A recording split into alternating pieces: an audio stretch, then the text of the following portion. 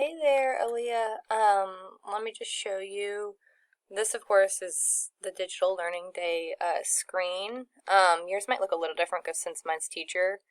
I think it was on Tuesday, so go to Tuesdays. You can click right here on Science.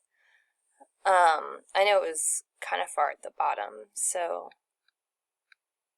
um, so this is what it should have looked like, and I saw you watch the video, and then I know some of you guys were saying this website didn't work, but that was okay.